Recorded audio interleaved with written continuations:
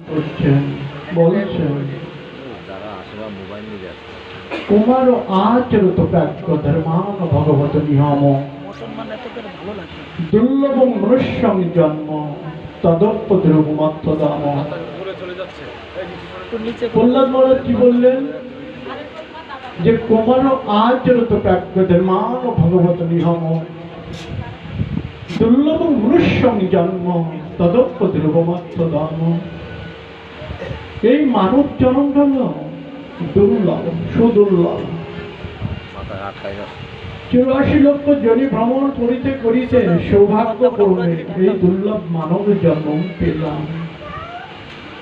কিন্তু এই মানব দুর্লভ মানব জন্ম লোভিয়া সংসারে কৃষ্ণ না ভজিল দুঃখ কহিব কাহারে।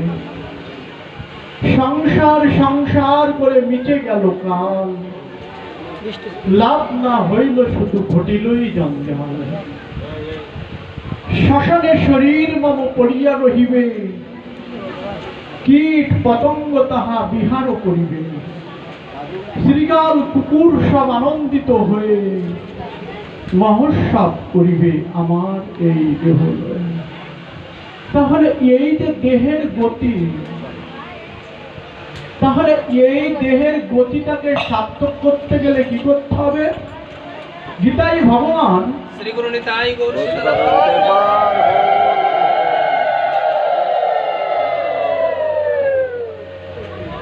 কি সিদ্ধান্ত দিলেন? যে কাম এসো ক্রোধ এসো রজোগুণ সমুদ্ভাব মহাশন মহাপাত্মা বিদ্ধি এ নম বৈরী নম।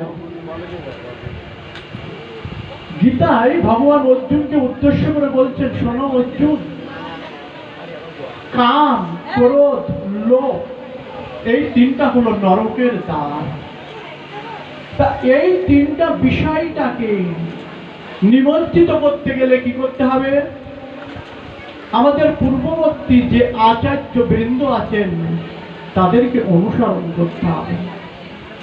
কেমন ভাবে অনুসরণ করতে হবে? এই যে দামোদর ব্রত মাস আমরা পালন করলাম, কে কতটুকু কিভাবে পালন করলাম এটা বিবেচ্য বিষয়। কারণ আমাদের সর্বস্বামী অন্যতম রঘুনাথ দাস গোস্বামী, তিনি আমাদেরকে এই দামোদর ব্রতে যে রূপমাধুর্য রসময় তত্ত্ব আমাদেরকে দান করলেন, যেটা আমাদের বিবেচ্য বিষয়। রঘুনাথ দাস গোস্বামী ভজন করতেন কেমন ভাবে? সর্বস্বামী আদি ভজন করতেন কেমন ভাবে? যে সনাতন গোস্বামী প্রভুর কাছে চলে আসলেন সাক্ষাৎ মদন মোহন, কিভাবে আসলেন? যৌবনী রাজবাড়িতে তার রাজভোগ সেবা, তবুও তিনি আসলেন। তা এই রঘুনাথ গোস্বামীজি তিনি রাধাকুণ্ডের পাশে তিনি এই দামোদর ব্রতকে উপলক্ষ করে দামোদরের কৃপা আশীর্বাদ প্রার্থনা করে তিনি রাধারানীর চরণে শরণ নিয়েছেন। কেমন ভাবে শরণ নিয়েছেন? বলছেন, কোথায় গো প্রেমময়ী রাধে রাধে, কোথায় গো প্রেমময়ী রাধে রাধে, একবার দেখা দিয়ে প্রাণ রাখো রাধে রাধে, তোমার দর্শনে প্রাণে মরি রাধে রাধে, তোমার দাসী তোমায় ডাকে রাধে রাধে, তোমার দাসী তোমায় ডাকে রাধে রাধে। দাস্য ভাব নিয়ে রাধা রানীকে স্মরণ করছেন, হে রাধে তুমি করুণা করো, আর তুমি যদি করুণা করো তাহলে আমি এই দামোদরের চরণে দিকে সমাহিত করতে পারবো। তিনি রাধাকুণ্ডের পাশে একটি বৃক্ষের নিচে সেখানে তন্দ্রা ভাবাচ্ছন্ন অবস্থায় ভজন করছেন। ভজন ভজন আর ভজনানন্দ একই প্রকারই শব্দ। একটা হলো ভজন, একটি হলো ভোজন, আর একটা হলো ভজানন্দ। সাধক ভজন করতে করতে যখন ভজনটাকে উপলব্ধি করতে করতে যখন ভজন আনন্দে চলে যায়, তখন ওই সাধকের পৃথিবীর কোন রূপ রস গন্ধ তাকে উপস্থিত করতে পারে না। রঘুনাথ দাস তার প্রমাণ দিলেন। রঘুনাথ দাস ভজনে উন্নত স্তরে যাইতে যাইতে তিনি রাধারানীর কাছে এত করুণা প্রাপ্তি হয়েছে যে তন্দ্রাচ্ছন্ন অবস্থায় সেখানে তিনি নিজের অজান্তে অযাচিত ভাবে সেখানে ঘুমিয়ে পড়েছেন। আর দূর থেকে সেটা দর্শন করছেন ছিল প্রভুপাদ রূপ গোস্বামী। দর্শনটা কি?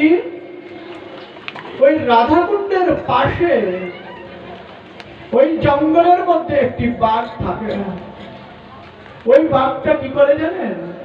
প্রতিদিন ওই রাধাকুণ্ডে এসে একটু জল পান করে, আর ওই জল পান করার সঙ্গে সঙ্গে যখন চলে যায়, যদি কখনো সাধু দর্শন হয়, বাঘটা মাথাটা নিচু করে সাধুকে সম্মান করে চলে যায়।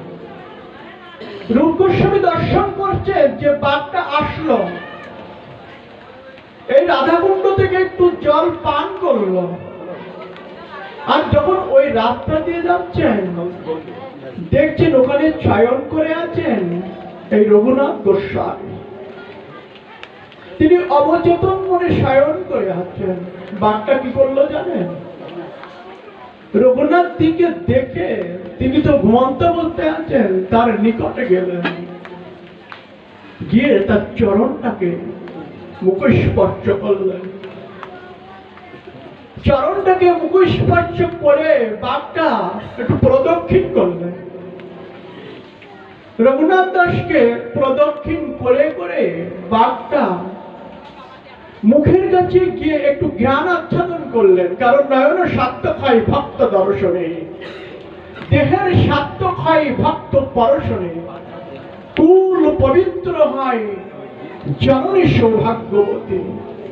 এই হেতু এই সংসারে সুদুর্লভ ভক্তগণ।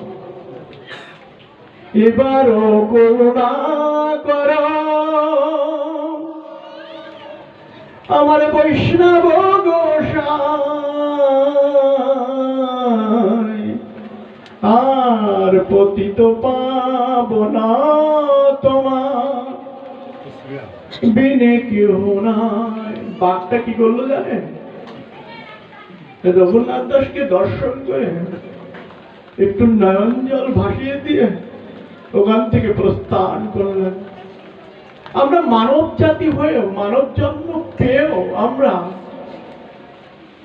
সাধুদেরকে একটু প্রণাম পর্যন্ত করতে চাই না। কিন্তু শাস্ত্র বলছে সমস্ত পৃথিবীর তীর্থ পরিভ্রমণ করলে যে ফলটা লাভ হয়, একজন নিত্য শুদ্ধ সত্যময় ভোগী ক্রিয়াশূন্য সাধুকে দর্শন করলে সেই ফল লাভ হয়। শ্রীগুরু নিতাই গৌর। বাঘটা সেটা উপলব্ধি করেছে, যদিও তার পশু জানো, কিন্তু উপলব্ধিটা বৃহৎ। রূপ গোস্বামী আবার দর্শন করছেন। এই যে শয়ন করে আছেন রঘুনাথ দাস, রাধারানীকে স্মরণ করে, আর যেখানে শয়ন করে আছেন তির্যক সূর্য রাশি, সূর্যের আলোক প্রভা সমস্ত অঙ্গে পড়ছে ওই রঘুনাথ দাসের সমস্ত অঙ্গে, মুখমণ্ডলে। রাধারানী বিশ্বভানু রাজতন্ত্রী শ্রীমতী রাধারানী কি করেছেন জানেন? ওই বৃক্ষের মগডালে দাঁড়িয়ে এই রঘুনাথ দাসের মুখে যে সূর্যের কিরণটা লাগছে, ওই কিরণটাকে আচ্ছাদন করার জন্য নিজের শাড়ির অঞ্চলটা ধরে রেখেছেন। আর যখন অঞ্চলটা ধরে রেখেছেন, আর অঘোর ধারায় একটু বিশ্রাম নিচ্ছেন রঘুনাথ দাস। কারণ তিনি অনলি 4 দণ্ড ঘুমান আর সেবা করে শাক অন্ন, যে লবণ ছাড়া শাক সিদ্ধ আর পোড়া রুটি। আর 4 দণ্ড যে ঘুমান, ওই ঘুমানোর মধ্যে স্বপ্ন দেখেন রাধা কৃষ্ণের, রাধারানীর স্বপ্ন দেখেন। রূপ গোস্বামী যেটা দর্শন করলেন দূর থেকে, আহা এহেন ভাবে রাধারানীকে যে কষ্টটা দিচ্ছেন, এই রূপ গোস্বামীকে যেটা দর্শন করলেন রঘুনাথ যে কষ্টটা দিচ্ছেন, এটা রূপ গোস্বামীর আর সহ্য হলো না। যখন বেলাটা অন্ত হয়ে গেল, সূর্যটা চলে গেল, রাধারানও চলে গেলেন, আস্তে আস্তে রূপ গোস্বামী আসলেন কার কাছে?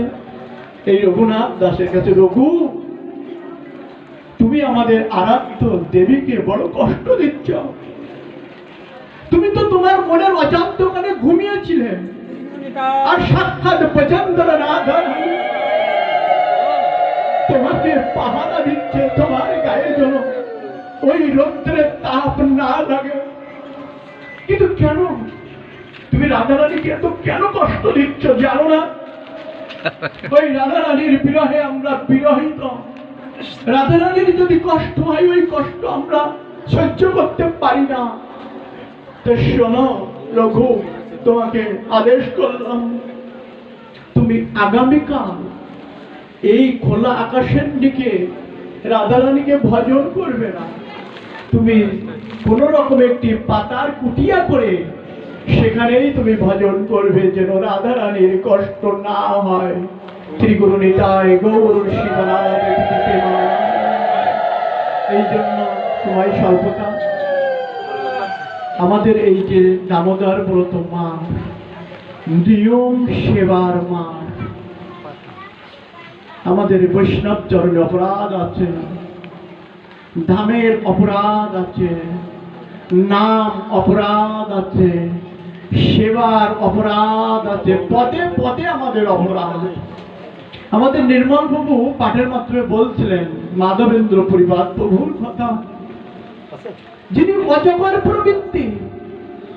কেউ যদি কিছু দেয় তাহলে সেবা পায়, আর না দিলে পায় না। অনেক বড় বড় অজগর জঙ্গলে থাকে, তো ওই অজগর গুলো কি করে জানেন? তাদের প্রবৃত্তিটা থাকে যে মুখটা হা করে চুপ করে বসে থাকে। যদি কোনো পশু আসে সেবার যোগ্য তাহলে সেবা করেন, না হলে কাউকে দাবলিয়ে জোরে ছুটে কাউকে তিনি প্রহার করেন না, সেবা করেন। এই মাধবেন্দ্র পরিবার প্রভু ছিলেন ওই রকম অজগর প্রবৃত্তি সম্পূর্ণ সাধু।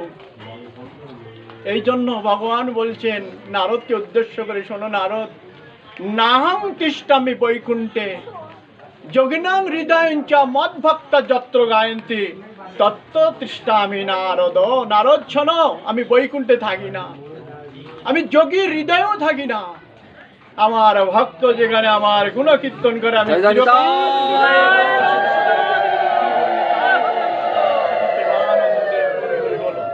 সবাই একটু হাত জোড়ন করুন আর আমাদের দামোদরের কাছে একটু প্রার্থনা করি। সবাই কৃপা করো, তোমার চরণ থেকে যেন বিচ্যুত না হই। হে দামোদর, কৃপা করো, তোমার চরণ থেকে যেন বিচ্যুত না হই। হে দামোদর, কৃপা করো, তোমার চরণ থেকে যেন বিচ্যুত না হই। শ্রী গুরু নিতাই গৌর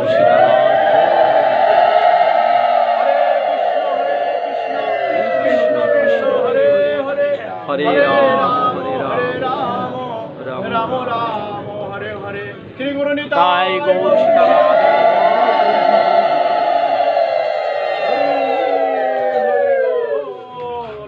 পঞ্চকল্পতরু